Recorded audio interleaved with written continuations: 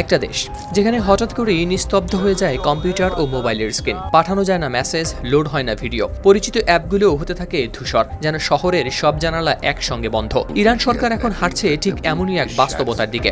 ধীরে ধীরে বৈশ্বিক ইন্টারনেট ব্যবস্থা থেকে সরে যাওয়ার প্রস্তুতি নিচ্ছে দেশটি। নিজেরা একটি আলাদা জাতীয় ইন্টারনেট চালুর উদ্যোগ নিয়েছে তারা, যেখানে search engine, messaging app, streaming platform সবই হবে রাষ্ট্র অনুমোদিত ও নিয়ন্ত্রিত। ডিজিটাল অধিকার কর্মীরা আশঙ্কা প্রকাশ করেন, নতুন ব্যবস্থায় আন্তর্জাতিক ইন্টারনেট আর সবার নাগরিক অধিকার হিসেবে দেখা হবে না, বরং যাদের সরকারি বিশেষ ছাড়পত্র থাকবে কেবল তারাই ব্যবহার করতে পারবে সীমিত ও ফিল্টার করা বৈশ্বিক নেট। বাকিদের জন্য থাকবে শুধু দেশীয় নেটওয়ার্ক, এক ধরনের সমান্তরাল ইন্টারনেট যা বাহিরের বিশ্বের সঙ্গে থাকবে একেবারেই বিচ্ছিন্ন।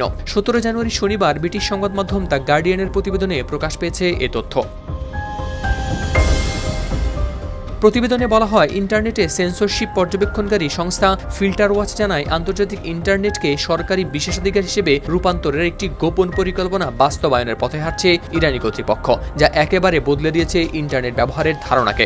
ইরানের ভেতরের একাধিক সূত্রের বরাতে বলা হয়, রাষ্ট্রীয় গণমাধ্যম ও সরকারি মুখপাত্ররা ইতিমধ্যে ইঙ্গিত দিয়েছেন 2026 সালের পর আন্তর্জাতিক ইন্টারনেটের আর অবাধ ব্যবহার ফেরানো হবে না ইরানে। ফিল্টার ওয়াচের প্রধান আমির রশিদি বলেন, নতুন এই ব্যবস্থায় শুধুমাত্র নিরাপত্তা ছাড়পত্র বা সরকারি যাচাই প্রক্রিয়ায় উত্তীর্ণ ব্যক্তিরাই সুযোগ পাবেন সীমিত ও ফিল্টার করা বৈশ্বিক ইন্টারনেট ব্যবহারের। সাধারণ নাগরিকদের জন্য থাকবে কেবল জাতীয় ইন্টারনেট। ইন্টারনেট সেন্সরশিপ বিষয়ে কাজ করা মার্কিন পররাষ্ট্র দপ্তরের এক সাবেক কর্মকর্তা দ্য গার্ডিয়ানকে বলেন, ইরান স্থায়ীভাবে বৈশ্বিক ইন্টারনেট ব্যবস্থা থেকে বিচ্ছিন্ন হতে পারে।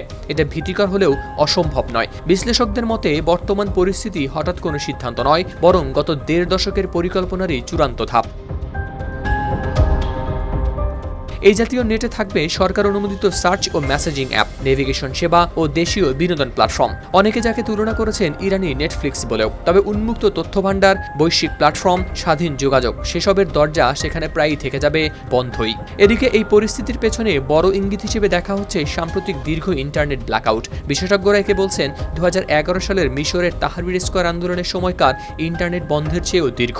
ইরানের সরকারি মুখপাত্র ফাতেমে মোহাজেরিন দেশীয় গণমাধ্যমে জানান, অন্তত নওরোজ বা পারস্য নববর্ষ পর্যন্ত বন্ধ থাকবে আন্তর্জাতিক ইন্টারনেট। সব মিলিয়ে প্রশ্নটা ভারী, ইরান কি সত্যিই বৈশ্বিক নেট থেকে স্থায়ীভাবে বেরিয়ে গিয়ে নিজস্ব ডিজিটাল দেয়াল তুলে ফেলতে চাচ্ছে, নাকি এটা কোনো সাময়িক কৌশল?